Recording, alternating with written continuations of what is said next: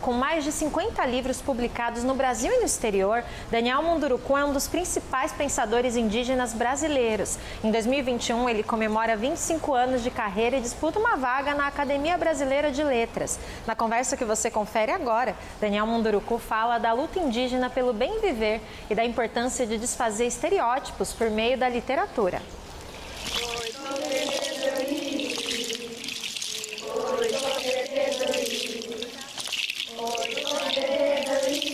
Eu escrevo para não esquecer as coisas que eu vivi, a minha memória de vida, a minha memória ancestral, uma forma de manter viva dentro de mim mesmo tudo aquilo que eu aprendi e, portanto, escrever é um ato de egoísmo nesse sentido, porque, antes de mais nada, a ideia é mesmo não esquecer das coisas que eu aprendi.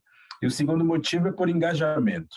Escrevo por entender que é a minha maneira de fazer política, é a minha maneira de ajudar o Brasil a pensar o Brasil, é a minha maneira de pensar o Brasil, a pensar o Brasil que ele não conhece, né? O Brasil que foi sempre ocultado nas narrativas hegemônicas que nós sempre tivemos.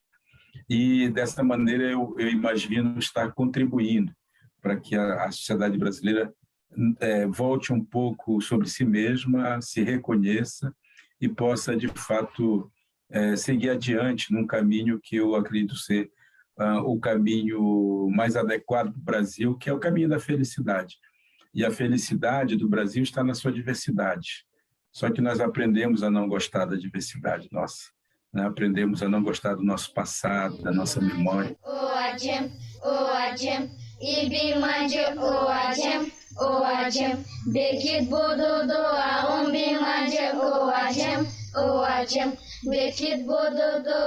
Nosso pensamento, o pensamento ocidental, ele está constantemente sendo jogado para dar soluções para um tempo que ainda vem.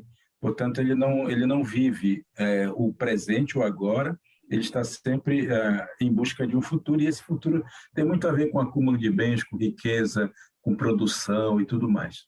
As populações indígenas, elas sempre se consideraram parte da terra, né? Portanto, são sociedades que pensam o tempo a partir de uma lógica da circularidade.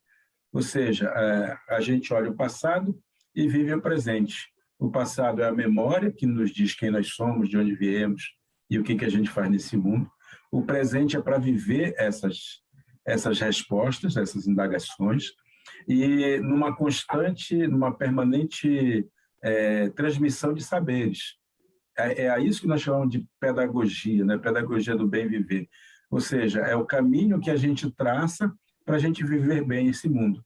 Portanto, as sociedades indígenas são sociedades do coletivo, são sociedades da abundância, são sociedades da igualdade, justamente porque não criam, não educam os filhos, e aí isso é a pedagogia, não educam os filhos para disputar uns contra os outros, mas educam os filhos para que eles colaborem uns com os outros e todo mundo tenha o suficiente para viver e viver bem.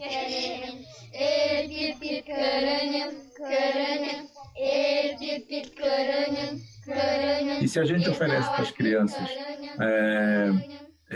outras narrativas, elas vão compondo essas narrativas até se sentirem plenas, completas.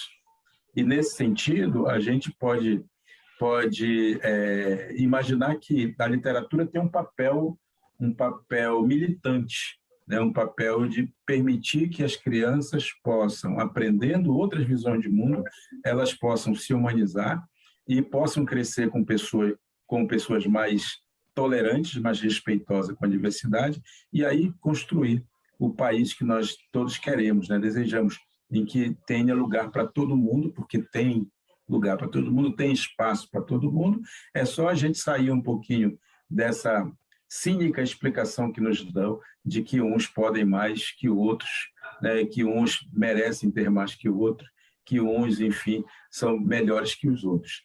Eu acredito muito na possibilidade de o nosso processo pedagógico, processo educacional brasileiro, ele mude e crie um olhar diferenciado, né? E seja uma pedagogia nascida na nossa própria terra, na nossa própria origem, porque os povos indígenas têm essa pedagogia há 2000 anos.